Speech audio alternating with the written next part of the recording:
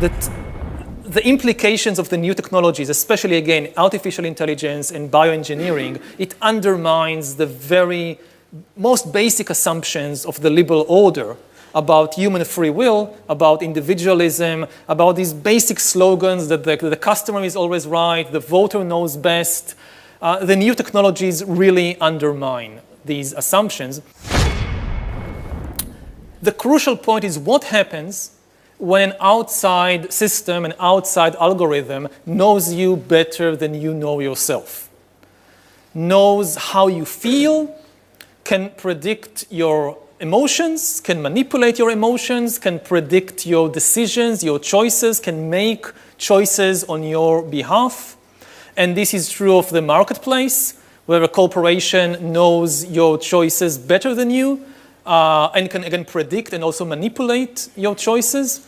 More and more decisions, crucial decisions in people's lives, what to study, where to work, who to marry, whom to vote for.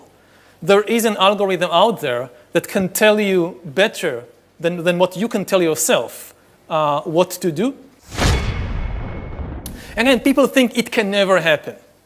Humans are too complicated. We have souls, we have spirits. No algorithm can ever figure out these mysterious things like the human soul or free will. But I think that this is 18th century mythology, which held on for 200 years because there was no technology to do it. But now or very soon we will have the technology to do it. And it will force us to rethink the fundamentals of things like the free market or democratic politics. How do you get people convinced of your vision and enough people and enough countries to actually make it work? So in terms of the first question of formulating a new vision, I don't think that's impossible. The first step is to acknowledge the realities, the biological realities of human beings and how humans make decisions and where human desires and choices really come from, and the enormous potential for both good and bad of the new technologies to really hack human beings. It's a system that can help people make better decisions in their lives. Again, if we talk about decisions like what to study or whom to marry or whom to vote for, people often make terrible decisions. But we are very soon will have the technology to have a really total surveillance regime in which you can survey the entire population down to the level of what's happening to your blood pressure and to your brain activity every minute of the day. Is that we might soon reach a point when, all the people in power, all the powerful positions are still occupied by human beings, not by computers. You still have a prime minister, you still have a CEO. But the prime minister chooses from a menu written by AI.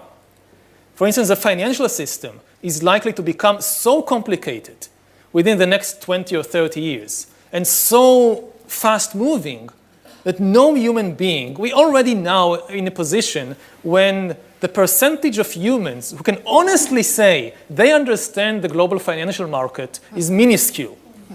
Of almost 8 billion people on the planet, how many people really understand how the financial system works? Very, very few. Well, the governor of the Bank of England's here, so hopefully he's one of them. Yeah, so I said but there aren't many others. There are a few, but not many.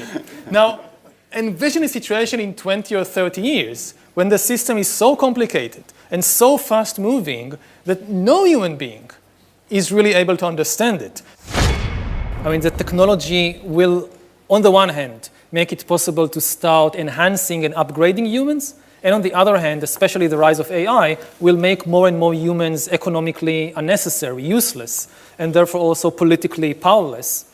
And the world or humanity might have, different parts of humanity might have different futures. And we might see really a process of some kind of speciation.